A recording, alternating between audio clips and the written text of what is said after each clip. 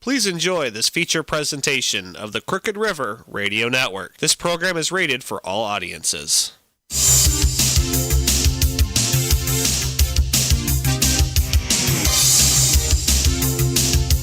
Welcome to the Nanno.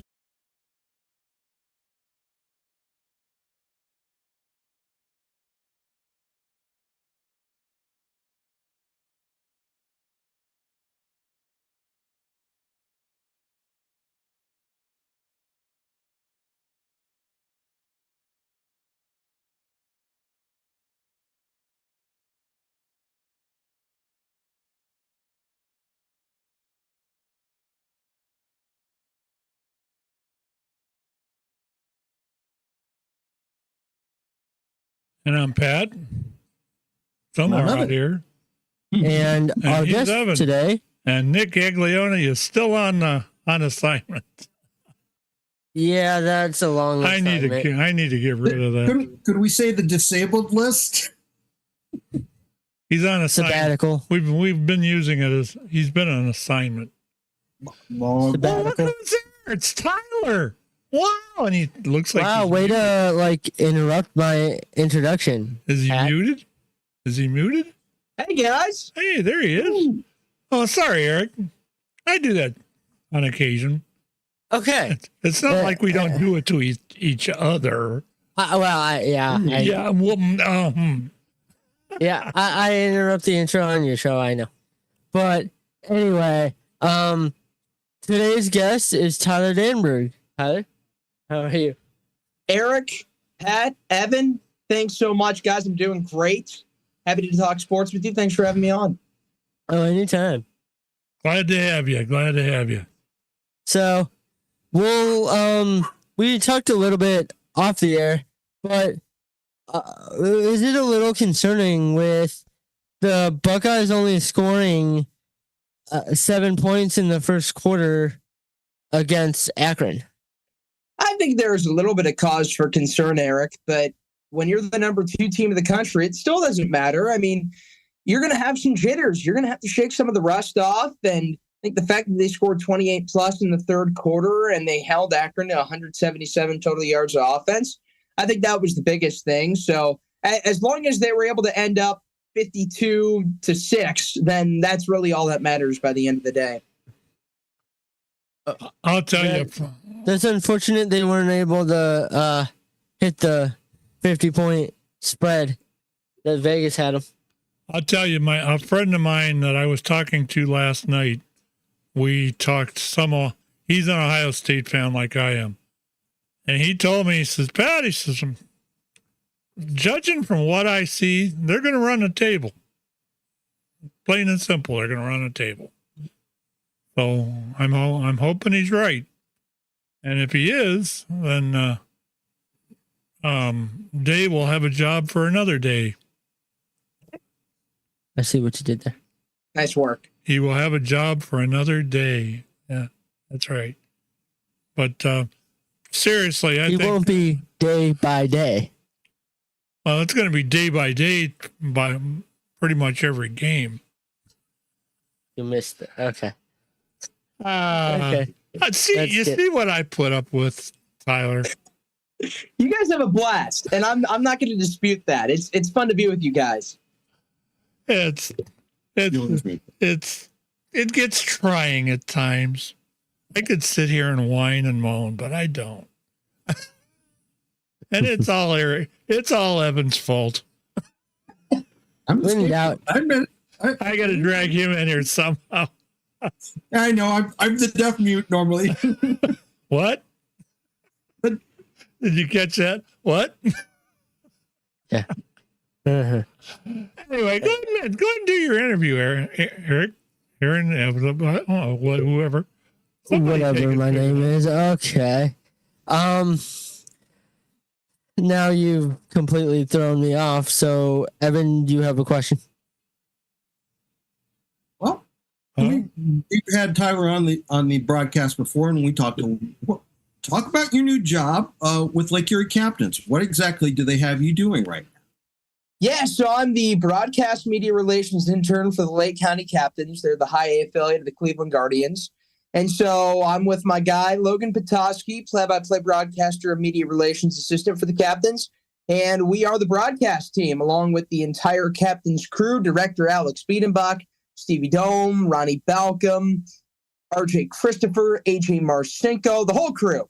Alyssa St. Clair. We got a great team together on Valley Live and MILB TV where you can stream our games.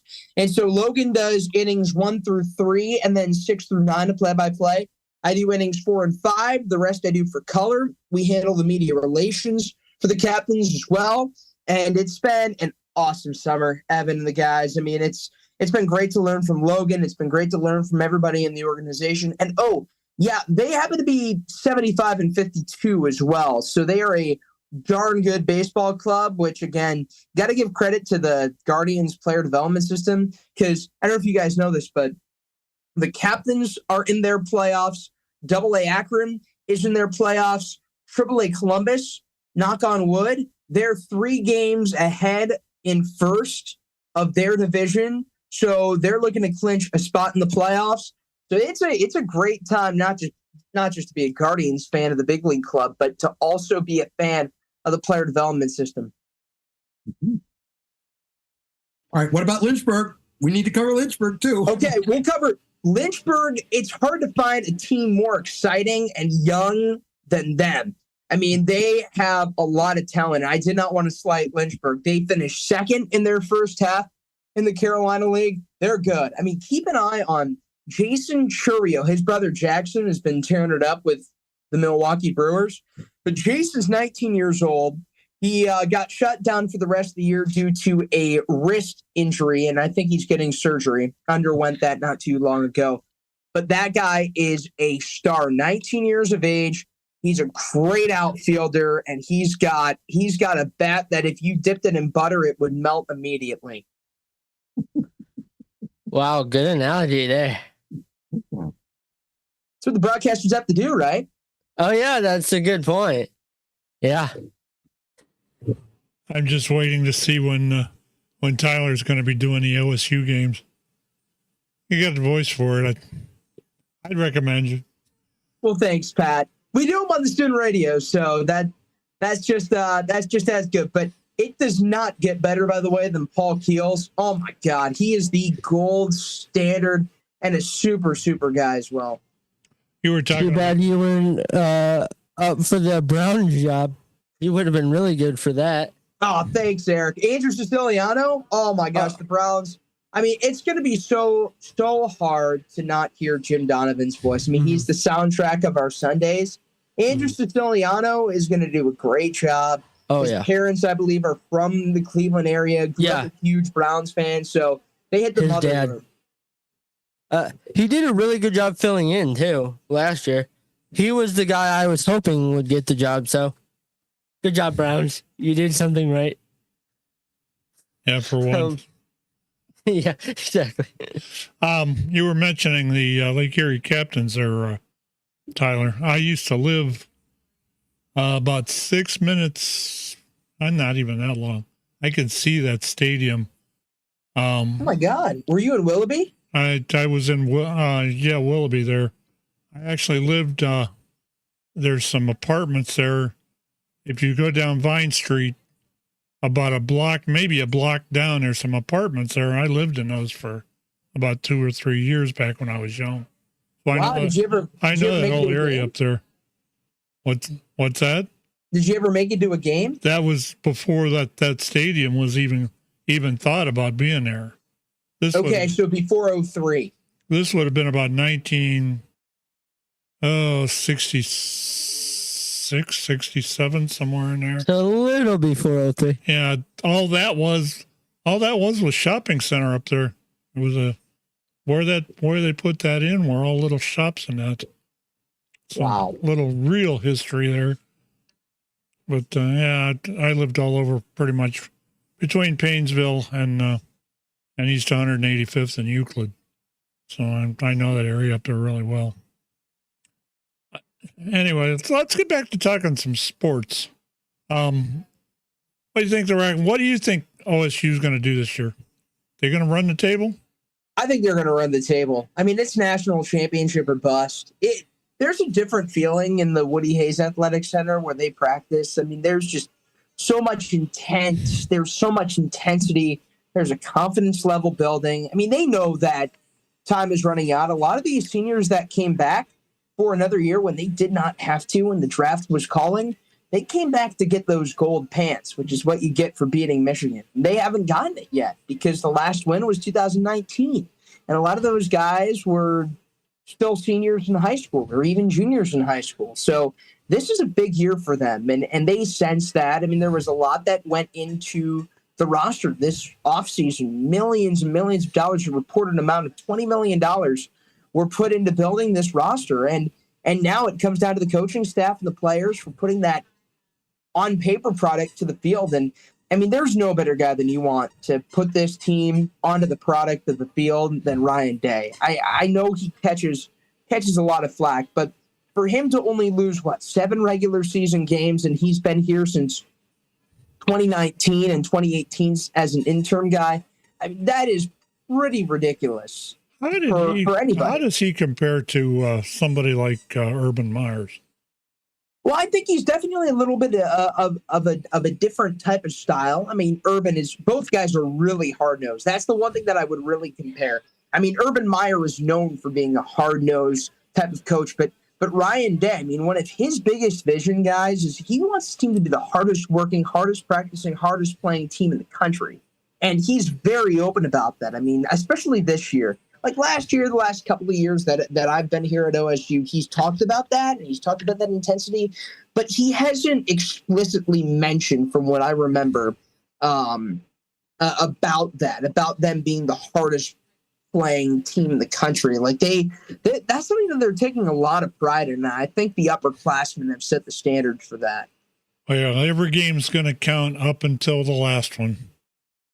And as far as I'm concerned, I want to see them beat Michigan. It's been way too long. And I kind of get a feeling, but not. It's going to be similar to when Urban left with OSU as to what Michigan's going through now. You had one hell of a coach up there. You had no doubt that I didn't like him, but yeah, But as far as as far as I'm concerned, I kind of see a little bit. Yeah, I guess you could call it a chink or a crack in the armor. That would be the easiest way to describe it. And what OSU is going to have to do is get strong enough to rattle that chink, or that little chink in the armor, and it could be one heck of a game after it's done. But I think we're going to figure out what that game, the final Saturday of November, is going to be like after this weekend when number 10 Michigan plays number 3 Texas at home. I think this is the last time they've been a home underdog, Michigan has, since they beat Ohio State in 2021. But again, like, sometimes it's one of those things that you don't really know what you're going to face or what you're going to be up against until you see them play competition similar to you. When you play the number 3 team in the country, you're going to kind of get a feel of what Michigan's going to be like at the end of the year. Yeah. Well, it all remains to be seen. But anyway, I'll turn it over to Erik now. Thank you, Pat. You're very welcome. But is there one player that you think might could have a breakout season that we didn't expect? Well, I wouldn't call it breakout, but Lathan Ransom, the safety, former All Big Ten, Jim Thorpe Award semifinalist, given out to the top defensive back in the country. I wouldn't call it a breakout because 2 years ago he really blossomed, but I think this is the year where he shows everybody that he's a first or second round pick. He had 10 tackles, he had a pair of pass breakups, and he had a scoop and score against Akron on Saturday. He missed all of November with an Achilles injury and was out for the rest of the year last year. I think he's coming back with a vengeance. He's an underrated guy in that defensive backfield that is just absolutely loaded between Denzel Burke, Davis Nigbenosin, then you have Lathan Ransom, and then Caleb Downs and Jordan Hancock. Yeah, that's as you list them, it's just it's amazing the depth they have. Like, is there another player that no one's heard of that you think maybe could stand out? That's a great question, Eric. I would say a guy that could break. There are a couple guys you can go to. I think he hasn't been like completely not talked about per se, but I believe CJ Hicks. He was the former number one recruit in the entire 2022 high school class, and he just hasn't been able to crack the starting lineup. He wasn't going to be a starter against Akron, but then Cody Steinman, the starting middle linebacker, was out for the game. He's day-to-day, and CJ Hicks slid in. He got a sack, a couple tackles for loss, and I think a starting role was what it took for people to see what CJ Hicks can do. Interesting. Yeah, I've seen other people say the same thing about CJ. So hopefully he can continue developing and turn into like maybe, I don't know, James Laurinaitis or something. The next. Yeah, I mean, he's their linebackers coach, so you never know. Good point. I didn't even think of that when I said that, but you make it true. Great point. Evan? Yeah. Tyler, who do you think is going to be the next person on offense that will make us remember how good Marvin Harrison Jr. was before he went pro? Who do you think is the next one on the squad? I mean, you'd have to say Evan Jeremiah Smith, the true freshman who had 6 catches, 92 yards, and 2 touchdowns in his college debut. He's an absolute freak of nature. You talk to anybody around the program, and not only is he just a freak and naturally gifted, but his work ethic and maturity is absolutely superb. But I think one guy that people aren't talking about as much because the Jeremiah Smith hype is very real and it's here. I think it's Carnell Tate. He's a sophomore wide receiver. He finished 5th on the team in receiving last year as a true freshman. And remember, Marvin Harrison Jr. said last year that he was a better receiver coming into his freshman year than him. So to answer your question, if you're going to look for somebody to have a similar build-up to Marvin Harrison Jr., it's probably got to be the guy that he likens a lot to himself in Carnell Tate. Do you think Ennis will have any impact on the season? Yes. Yeah. Yes, I think he's a big play guy. Ohio State hasn't had a punt return for a touchdown since 2014, which is pretty crazy. Emeka Egbuka had one called back a couple of years ago. I think Brandon Ennis is going to be that first guy to do so since 2014. He's explosive, and you can tell he's 1 or 2 blocks and maybe a cut away from taking one to the house last week. That's good. They finally found their punt returner. Yeah, he's good. Yeah. So, on a different non-Ohio State note, what do you think the Browns are going to do? You know what? There's part of me that thinks, guys, that the negativity around the preseason, the defeated preseason, and just kind of the whole vibes around camp from the outside looking in, I think that's going to make up for a season where the Browns are the dark horse. I mean, the Browns are really good when they're the hunters, not the hunted. We saw that in the 2018-2019 season when they upgraded extremely, and then they just were a very underwhelming team. But then 2020 and 21, they were underrated. They go to the playoffs, they win a playoff game. You look at last year, nobody would have thought that the Browns were a playoff team, especially with just the injuries that they dealt with. I think this is going to be an underrated year, but of course, it all comes down to number 4. And Deshaun Watson said this week he's still elite.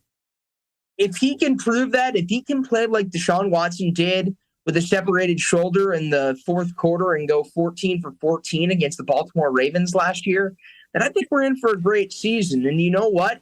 I believe that one of the unsung heroes this year will be Jameis Winston. Maybe not for on-field play, because hopefully you want Deshaun Watson to be out there for the full 17 games. But I think that Jameis Winston is going to be really great for Deshaun Watson and the entire quarterback room, kind of a next man up type of thing. And you know what you're going to get from this Jim Schwartz-led defense. It's going to be another phenomenal year. Hopefully Denzel Ward can stay healthy. That's going to be one of the biggest keys. But when you've got JOK in the middle and you've got that front 4, look out. You know, I'd like to agree with you, but looking at this from my side of as I usually analyze these things, I watched all 4 of those, or all 3 of those practice games, and I realized that, like you said in one of the other shows we do here, most of those people that are on playing in that particular game are going to be bagging your groceries next week. The thing I watched more than the play itself, which was okay, was the fact that I just didn't see the enthusiasm and the coaching correctness that I've seen in the past 2 or 3 years. Let's face it, if there wouldn't have been injuries last year, Cleveland could have probably made it even a lot further than what they did. But the simple fact of it was their coaching, if you watched them in the preseason and that, their coaching made very little mistakes. They were in there to make those players work and figure out what they wanted on the team and what they didn't. This year, I didn't see the same thing. Am I nuts? I may be, but I didn't see the coaching actions like I saw the year before and the year before that. They're just not the same. I hope it's not a premonition of things to come.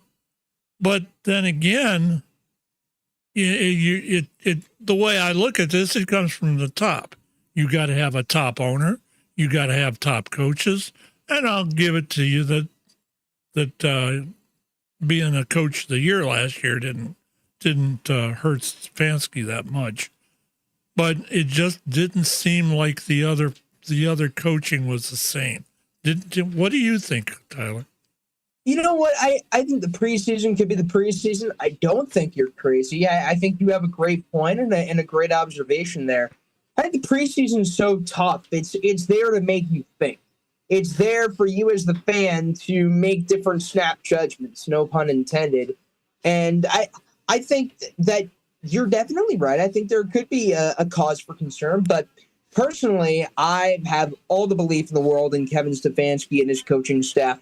He wouldn't have brought in Ken Dorsey if he didn't see what he saw in him. And I think Dorsey's going to be really good for these guys. I mean, he knows what it takes to win in every facet of the game. He's been a successful OC with Buffalo, and obviously he's a winner. I mean, going back to his days at Miami, Florida, maybe not in the 03 national championship per se, but he's a winner. And I mean, Stefanski, you're not a 2-time NFL Coach of the Year without a reason. I mean, what he did last year was absolutely sensational. I think 2 guys, like what you do with the X's and O's is important, but what he did to give that team the confidence that they were able to get through that season, make a playoff run, get to the playoffs with a 38-year-old quarterback who was new to the system 3-4 days before jumping on ship.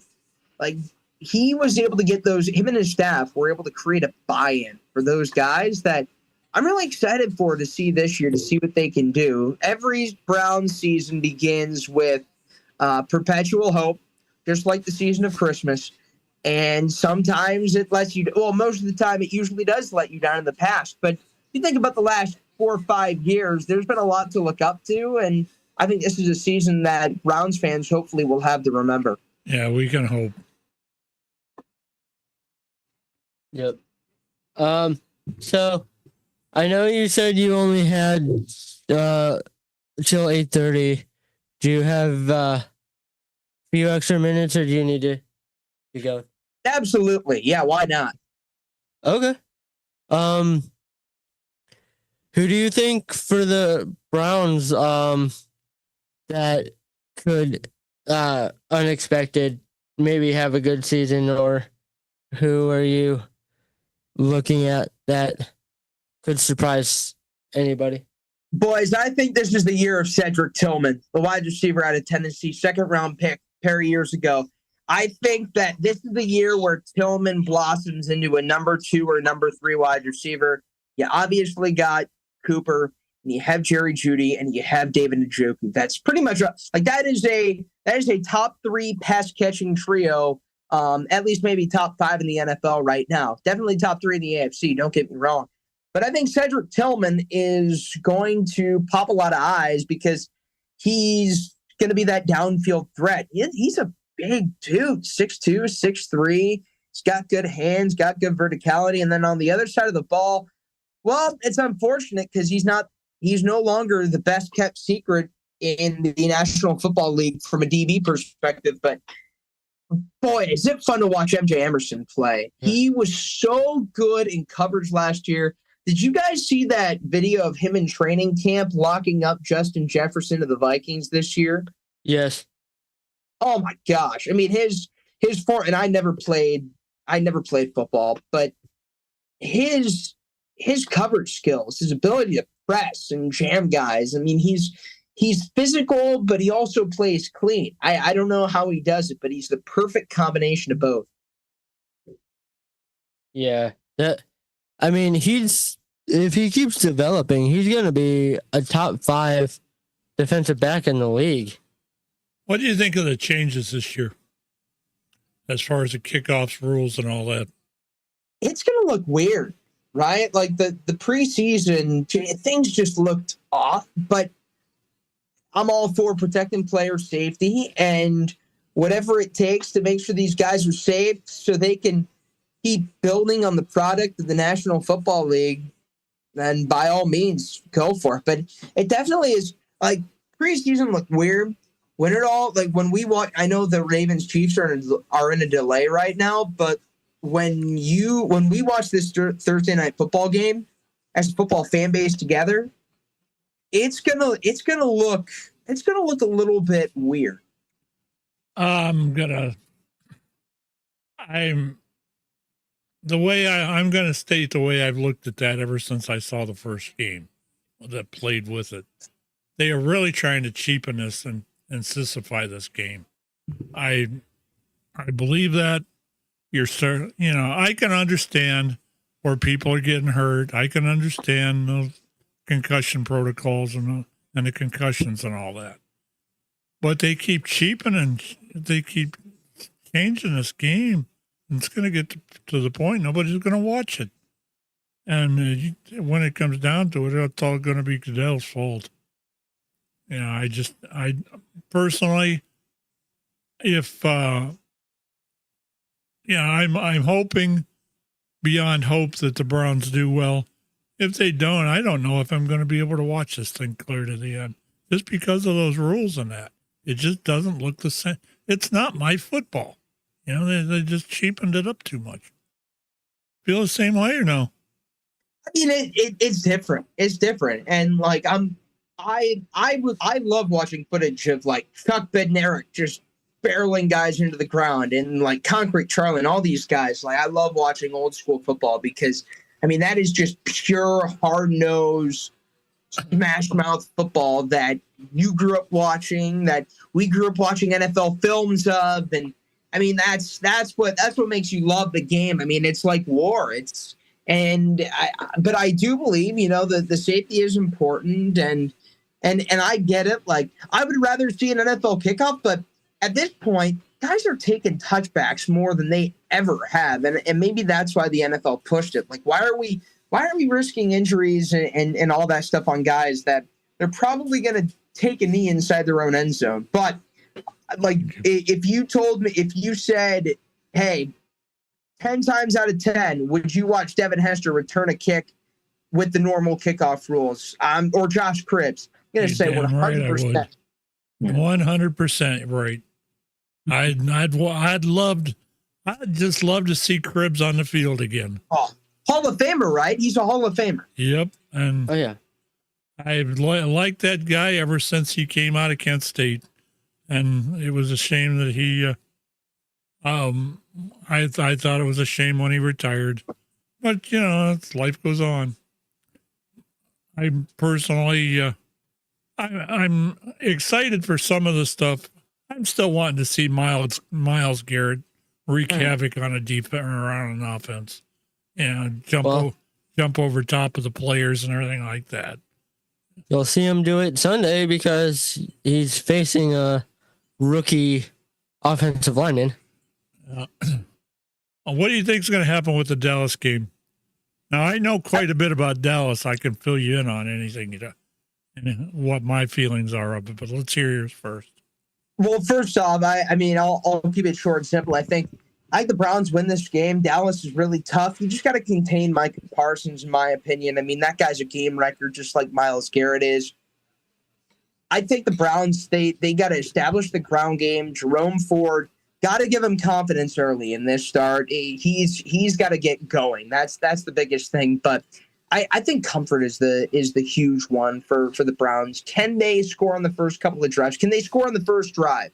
I think with Flacco there, they scored on the first drive all but 2 games. That is a credit to Kevin Stefanski and the script that he puts together for that first possession.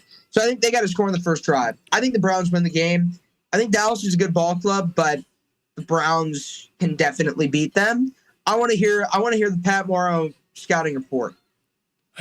Personally, I don't think Dallas has got more mediocrity than they do anything else. Dak Prescott is not a wonderful QB. He's, the offensive line that they got, even people from Dallas have told me, we're not expecting much. They're supposed to be in playoff contention, but we're not and even Dallas fans have told me we're going to lose that game. The fact that who was that last signing that was it Lamb? Yeah, CeeDee Lamb. CeeDee Lamb.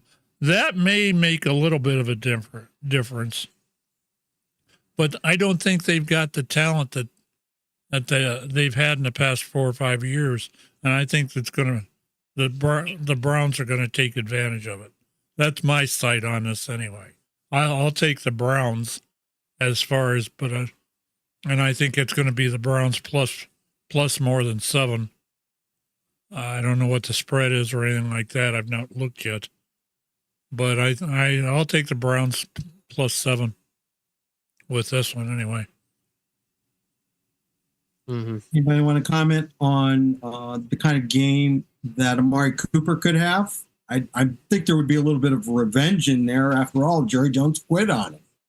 The thing of it is, Evan, I don't know that there's not a little bit of ticked offness in his craw, because they did try to trade him off. There was a deal that fell through with San Francisco that he was going to be part of. Mm-hmm. So I don't know. And they didn't give him a contract. So, well, he's got money for the next year. Yeah, they didn't give him an extension that he wanted, but they gave Jerry Jeudy an extension. So, there's probably animosity there. I kind of think it's going to be one of these things. It's going to be a juggling act for Stefanski, and I kind of think that I look for the Browns to win by 7. I'll go on record even this early for that. Interesting. What do you other two think, Erik? You're usually pretty vocal about that. Season wise, I think they'll be about 500, maybe a game under. But, well, I mean, they would have to be because there's 17 games now. But I don't see them, unless the defense improves big time, because they were one of the worst red zone defenses last year, and on the road they were horrible. So unless the defense improves on the road and in the red zone, they aren't. There's no shot at making the playoffs. And Deshaun, as long as the defense plays well, Deshaun can play average and carry this offense. I mean, I wish they would bring in Kareem Hunt because he'd be a better option than Jerome Ford. But, you know, that's just my opinion. Evan, you're up. What do you think?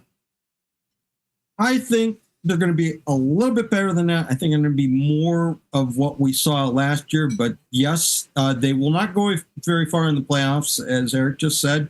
If the red zone defense doesn't improve, they don't do better on the road.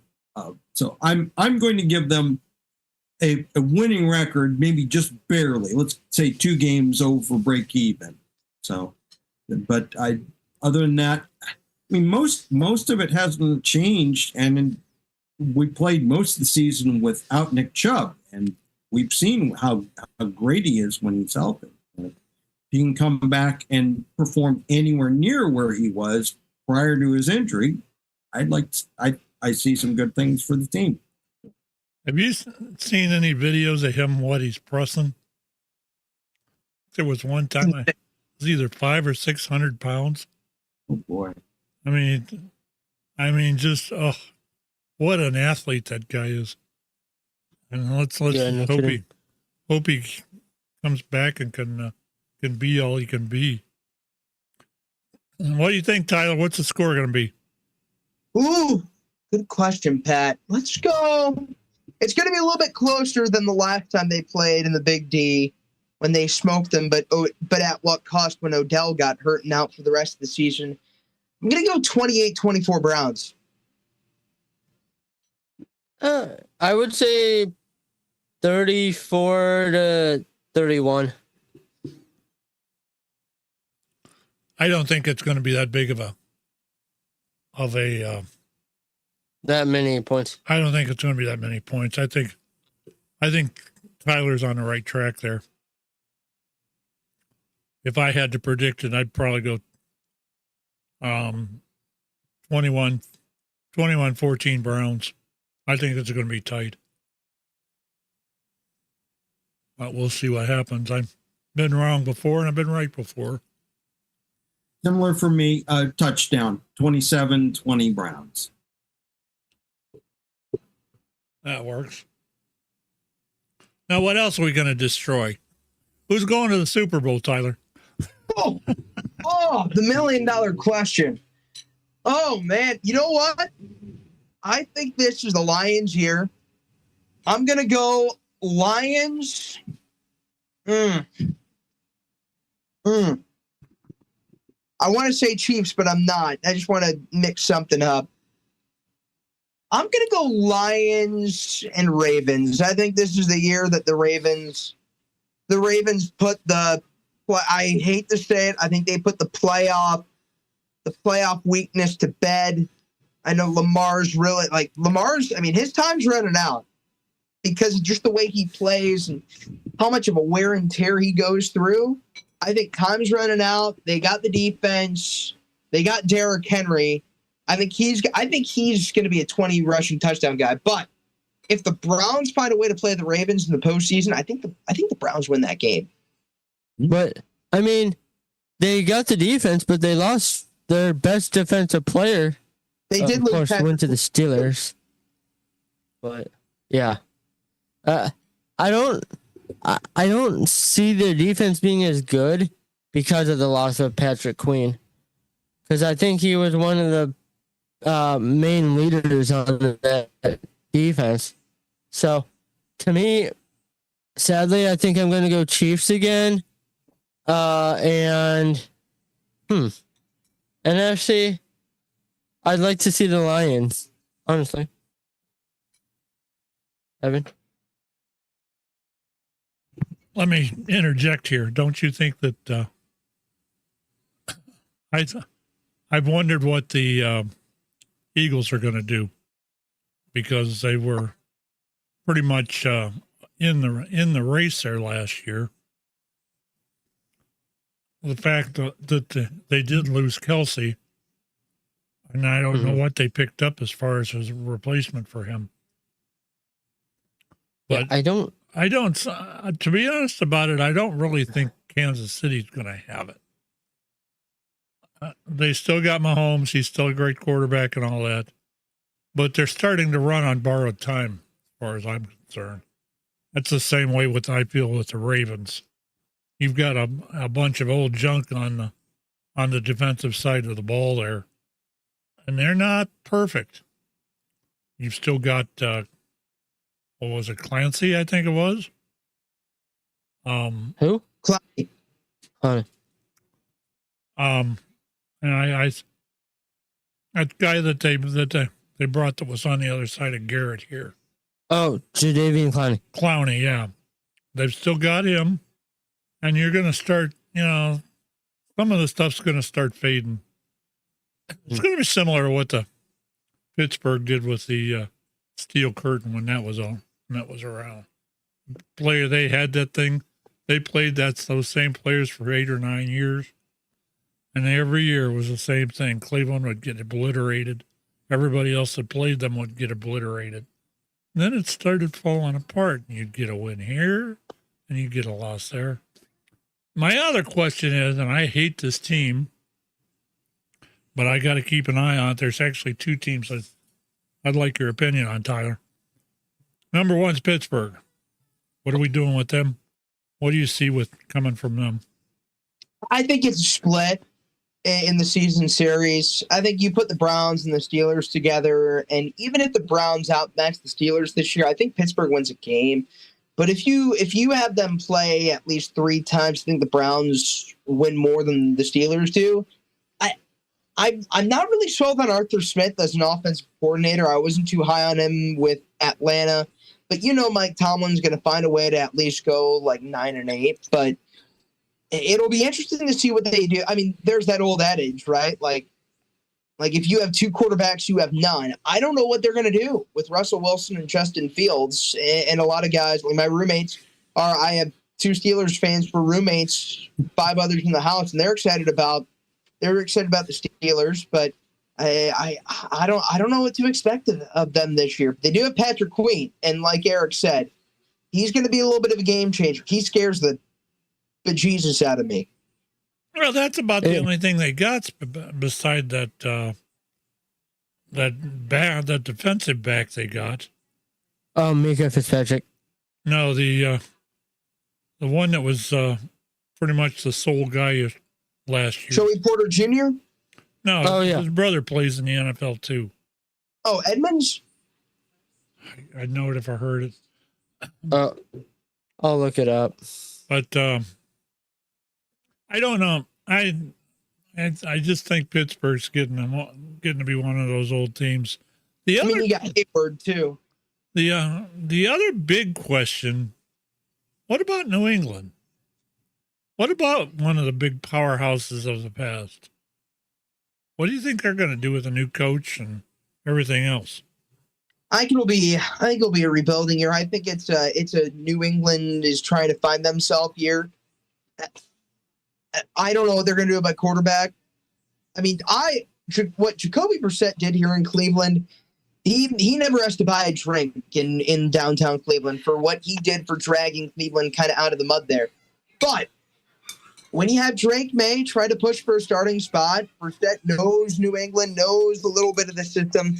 I really wonder what things are going to be like this year for New England. I can't imagine it's going to be a successful one, but they could be laying the foundation this year. I just hope you're wrong. Because I won't. I think it's time for. It's all. when you watch the NFL, you see the powerhouses fade. Years ago, you had the biggest powerhouse of Pittsburgh, Steel Curtain. You had Terry Bradshaw, Roethlisberger. All that's pretty much under the bridge now. So they're in formative years again. Then you had the New England years, and you had the NFL, the head of the NFL going to the games and sitting in the boxes with the owner of the team, and everything was kind of good for them. And now you've got Kansas City, and they're in their fourth or fifth year now of Mahomes. Mm-hmm. And I kind of think that there's going to be some wearing out there too, unless they can freshen things up a little bit. And I hate to say it, but I'm thinking it's going to be the same thing with some of the Browns. Garrett's getting old. You're going to have to do something with him sooner or later. And what do you got on the defense? You got some. But I think the next one's up is going to be, if anything, you're going to have some West Coast teams that are going to become the powerhouses, similar to what the Vikings did back a lot of years ago. The Vikings were probably the best team in football at 2 or 3 different points, along with Denver. You can't ever count Denver out. But I hated Smiling John Elway, and every time we played him, every time he'd walk off the field not smiling, I was grinning from ear to ear. But that's... Evan, you remember that, don't you? I remember some of it. That smiling smirk that he had every time, and you could tell it was a rough game because that smirk disappeared. But anyway, Erik, it's over to you. I'll shut up now. I'll be quiet now. No, you're good. I was good just listening because I didn't have anything else planned to ask. So, actually, do you guys have anything else? No, I think we can wrap it if you're ready. Yeah, I'm ready to wrap. Tyler, it's been a blast having you. Thank you. It's been a pleasure, guys. You guys are great. Thanks for having me on. Thanks for taking the time to come in with us. Down the road. Was Have a appreciated. good one, guys. You too. You too. Yeah. Well, for everybody who's in, Evan, for Pat, I'm Erik. Have a great night. What'd you do to me? Gee, Threw you off. I wasn't ready. You snooze. Well, I don't know what happens in this. Well, you, as far as stuff coming up Saturday, we have 4 Guys on Sports. Actually, no, we don't either. I got an event I got to do. So our next show on Crooked River will be Sunday evening, and that'll be the Radioactive Show. We got another week, and then we're probably going to have another guest, and I'm going to keep that a surprise for everybody. But he's been a friend of the show, and he's talking about trying to make us some competition. So we'll see what happens. Ooh, fun competition. Then don't forget, next Monday night we have the Art of Argument. And I haven't really started sitting to plan that one yet. But there's always a lot we can argue about. With that, I'm going to go ahead and close it. And Erik, go ahead and wrap it again. Like I said, for Evan, for Pat, I'm Erik, and have a great night. Good morning, good afternoon,